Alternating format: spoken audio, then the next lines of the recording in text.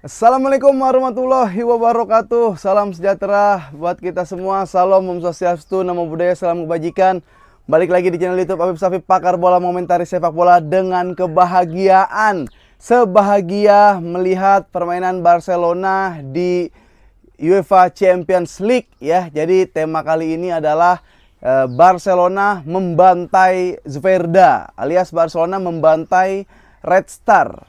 AC Milan membantai Real Madrid ya. Jadi gue berpikir, gue kira ya ngebantai Real Madrid itu hal yang spesial. Ternyata gampang karena bisa dilakukan juga dengan AC Milan. Bahkan fans dari Milan ini juga sempat kaget, kayak jangankan ya lu gitu, kalian semua gitu, kita aja fans Milan juga kaget lihat Milan bisa menang lawan Madrid. Tapi gue bakal kasih alasan yang masuk akal kenapa AC Milan bisa menang lawan Real Madrid ya. Ya walaupun itu memang hal yang wajar dan hal yang biasa aja, tapi gue akan kasih tahu dan gue yakin lu yang nonton fans Madrid ya pasti ada beberapa yang setuju dan ya pasti juga ada beberapa yang nggak setuju. Cuma nanti gue akan jelasin kenapa Real Madrid bisa kalah dan titik lemah dari Real Madrid untuk kali ini adalah di bagian mana, nanti akan gue kasih tahu. Tapi sebelumnya gue mau ngebahas dulu Barcelona yang menang 5-2 di kandang Red Star.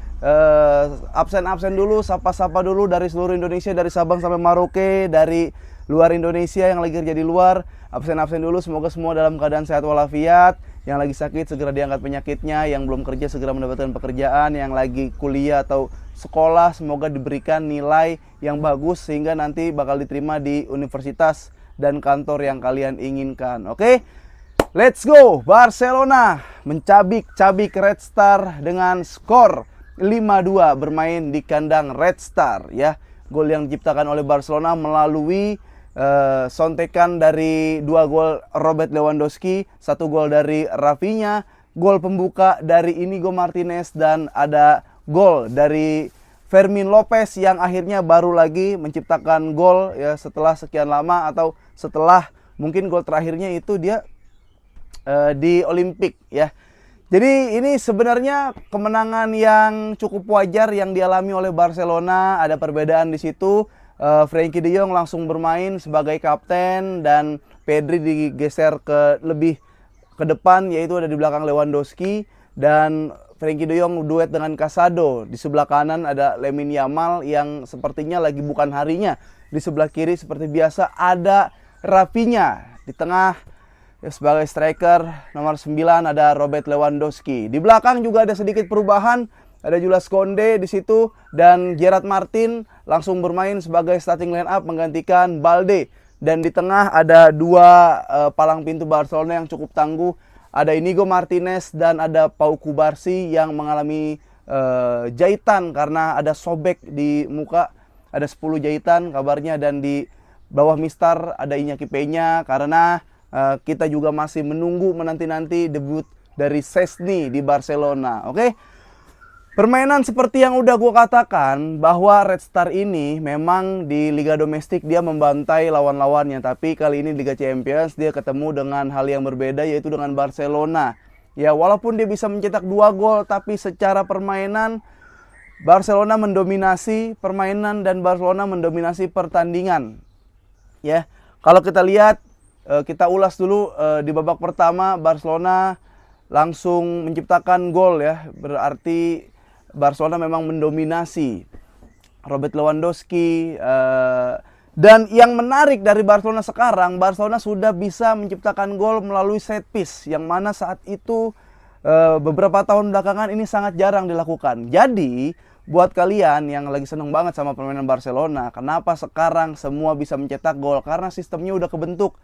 Karena sudah jadi nih. Jadi kita bisa nunggu siapapun bisa cetak gol nanti gitu, karena sistem udah kebentuk. Bahkan kadang overload di final third lawan itu banyak banget, tinggal pilih opsi nih. Lewa nggak bisa golin, ada Fermin nanti, Lamine Yamal ditahan, Rafinha bebas kayak gitu. Jadi banyak opsi. Tiga-tiganya di depan ditahan, ntar si Pedri masuk atau De Jong masuk, Casado masuk. Jadi banyak opsi. Bahkan kalau set piece itu back-back pada naik.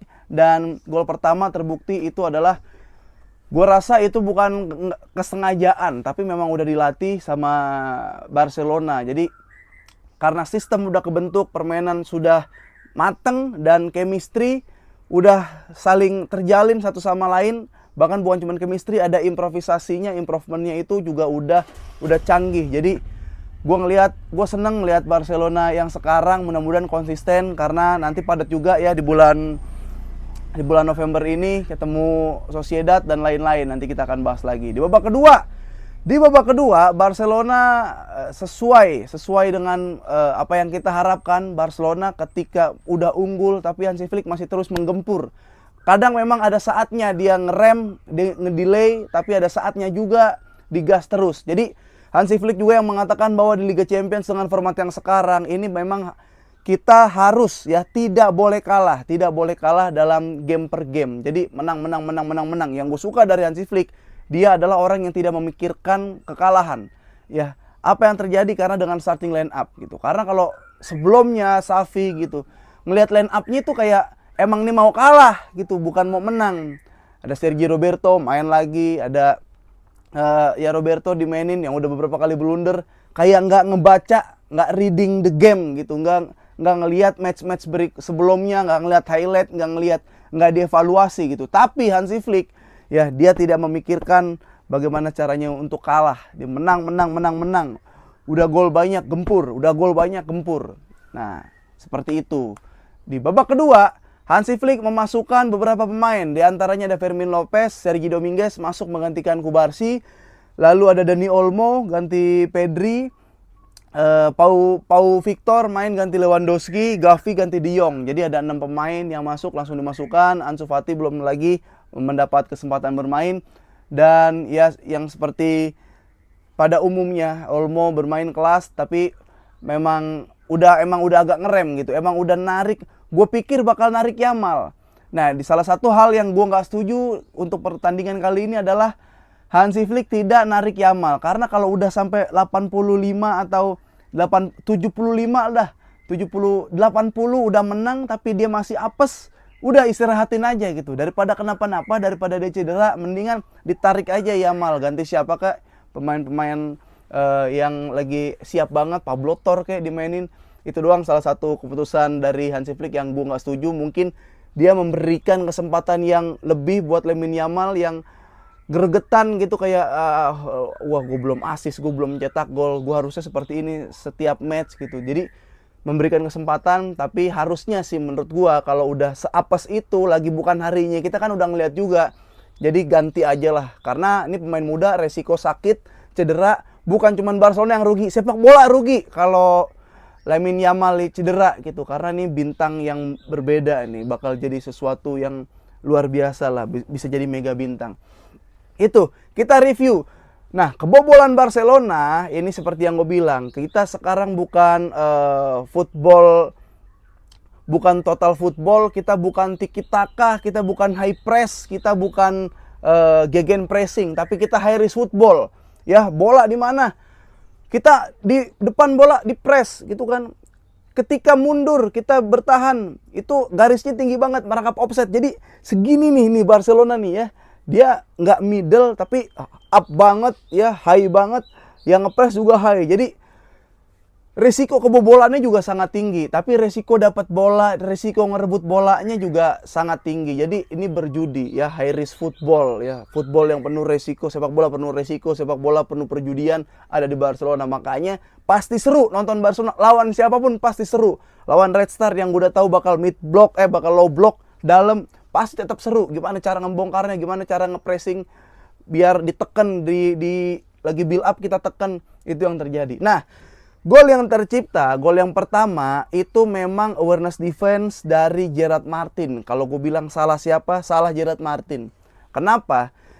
Kalau lu nonton episode sebelumnya, gue udah bilang, kalau lu mau main perangkap offset, orang terakhirnya adalah center back, orang terakhirnya adalah libero, orang terakhirnya adalah stopper.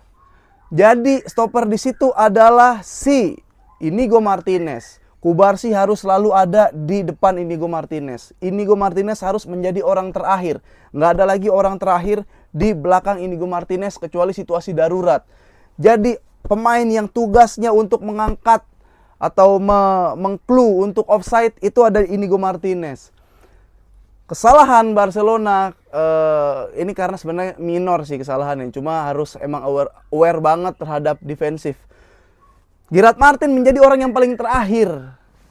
Nah, ketika Gerard Martin menjadi orang yang paling terakhir, orang itu udah pasti ada di belakang Inigo Martinez yang seharusnya secara struktural, secara pelajaran sepak bola dia harus ada di belakang, dia ditempel sama pemain paling belakang. Nah, jadi ketika udah menerima bola, harusnya kalau si Gerard Martin ada di depan Inigo Martinez itu tidak offside, tapi Gerard Martin ada di belakang Inigo Martinez dan dia yang ngekluin angkat bendera, padahal salah. Kalau lu udah jadi orang terakhir dan sebenarnya itu bukan tugas lu, itu tandanya pasti nggak offside rata-rata. Yang main di lapangan seperti itulah. Yang ngerti lah ini yang nonton kalau banyak back ya. Dulu kalau lu masih main rule stopper libero, jadi orang terakhirnya siapa yang ngekomandoin, yang ngelit di belakang, yang ngekluin harus jebak offside, harusnya orang paling belakang. Itu yang terjadi ya. Dan gol kedua ya udahlah ini hiburan buat Red Star, walaupun golnya cukup bagus di placing pojok kanan pojok kiri atas dari Iñaki Peña, yang harusnya sih kalau itu ketepis, kalau itu ke save sama Iñaki Peña itu jadi save yang bagus. Cuma ini bola jauh banget, walaupun nggak deras, nggak kuat bolanya, tapi melintir banget jauh dari jangkauan Iñaki Peña. Itu yang terjadi. Jadi pertandingan kali ini skor 5-2 ya. Sebenarnya golin 5 itu wajar buat Barcelona dengan tempo, intensitas yang dibangun, spirit Barcelona sekarang itu sangat cocok mencetak gol 5 lawan Red Star. Tapi untuk kebobolan 2 berarti memang harus ada yang dipelajarin lagi. Berarti memang harus ada yang aware lagi terhadap defense gitu. Nah, jangan terlena juga karena sering jebak offset, melakukan offset trap tapi berhasil. Jangan terlalu sering karena sekarang agak lama nih. Wasit angkat benderanya agak lama. Kadang ditunggu dulu sampai gol sampai enggak. Kalau langsung diangkat bendera itu kan irit tenaga buat back. Tapi kalau benderanya lama diangkat itu kan lama banget. Ngejar juga jadi ikut capek. Jadi seperti itu ya. Dalam pergantian pemain, salah satu yang gak gue setuju adalah dari Hansi Flick ketika dia tidak menarik Lamine Yamal, memainkan Lamine Yamal sampai akhir, padahal udah tahu Lamine Yamal lagi bapuk malam itu. Ya nggak setiap game 100% fit lah. Messi juga kayak gitu kok. Pasti ada naik turunnya. Nah, itu yang terjadi untuk Barcelona. Gue masih menantikan. Kalau menurut kalian gimana? Ya, apa yang kurang dari Barcelona, apa yang salah, atau adakah kritikan buat Barcelona di match tadi ya, menang 5-2 lawan Red Star, nama anak klubnya agak susah tuh, Zvezda, gue nggak tahu lah ya. Tapi gue masih menunggu debut dari Wojciech Szczęsny. Ya, Szczęsny ini gimana nih? Dan get well soon buat si Kubarsi, karena dia terlalu warrior gitu, sampai beradu ya, kepala beradu sama pool sepatu bola. Dia mengalami jahitan, 10 jahitan, berdarah di lapangan, terkapar di lapangan. Tapi ketika diangkat dia udah selfie, dia udah foto bahwa dia nggak kenapa-napa dengan kondisi badannya, tapi ada luka dan mengalami 10 jahitan. Semoga bukan menjadi luka yang serius dan menimbulkan kerugian buat Kubarsi dan Barcelona. Semoga cepat sembuh, cepat pulih Kubarsi. Vamos Kubarsi. Oke. Itu Barcelona yang membantai Red Star. Sekarang kita bahas Real Madrid yang dibantai sama AC Milan. Nah, ini kenapa sih Real Madrid sekarang bermain seperti ini? Langsung aja, gue ke poinnya aja ya. Poinnya, kenapa Real Madrid bisa dibantai sama Barcelona 4-0? Kenapa Real Madrid bisa dibantai sama Milan 3-1? Gitu. Nah, ada sesuatu yang berbeda dari Real Madrid yang sekarang. Nah, gue mau bahas dari mana dulu ya? Dari lini belakang deh. Dari lini belakang. Jujur, ini gue katakan ya buat kalian. Gue kan penikmat La Liga juga dan gue nonton Madrid juga. Back tangguh Real Madrid terakhir itu Ramos dan Varane. Ramos Pepe, Ramos Varane. Ketika mereka berdua udah nggak memperkuat Real Madrid, itu back Real Madrid biasa aja menurut gua. Back Real Madrid biasa aja. Yang kuat hanyalah si Carvajal. Mendy juga walaupun bagus defense-nya tapi kadang angin-anginan. Yang kuat hanyalah Carvajal. Di lini belakang Real Madrid itu sangat tertolong dengan yang namanya Thibaut Courtois. Lu sampai final, nepis penalti, ya save-nya nggak masuk akal. Courtois adalah salah satu orang yang berjasa buat Real Madrid bisa menjuarai Liga Champions. Silakan fans Real Madrid yang nggak setuju. Nggak, tapi Alaba bagus, nggak ini Rudiger bagus. Lihat sekarang. Karena bersinambungan nih, dengerin sampai akhir ya. Gue ngerasa back terkuat Real Madrid terakhir adalah Ramos dan Varane. Sampai sekarang dia belum menemukan yang kualitasnya segitu. Ya, yang bisa bikin aman lini belakang Real Madrid. Tapi kan bisa juara Liga Champions kemarin Real Madrid. Udah nggak ada Ramos sama Varane. Nah, gini. Kapan Real Madrid yang diuji banget? Kapan Real Madrid ada di posisi kayak kemarin lawan Milan, dia kalah sabar sama Milan? Kapan ada Real Madrid yang digempur sama Barcelona? Kenapa Real Madrid bisa juara? Dari tengah ke depan itu solid banget. Di tengah, ya Madrid mainnya ini mid block. Ya, dia nggak nguasain bola, dia bodo amat sama bola. Ya, lu lihat gol-golnya Real Madrid lebih banyak mana ketika dia build up pelan-pelan ke depan atau ketika musuh lepas langsung lari Spartan ke depan semua. Banyakan mana? Ya, kenapa Madrid terlihat kuat? Satu ada Courtois dan Carvajal. Dan berikutnya lini tengah Real Madrid itu masih kompleks banget. Modric, Kroos lagi jadi kelas-kelasnya, lagi gokil-gokilnya di situ. Dia cuma butuh tandem satu yang bisa ngerebut bola, yang bisa bertarung. Jadi seumpama bola dari mereka lepas, nih orang siap ngehajar. Saat itu dia punya Casemiro. Casemiro emang jauh-jauh mainnya, enggak, di belakang semua.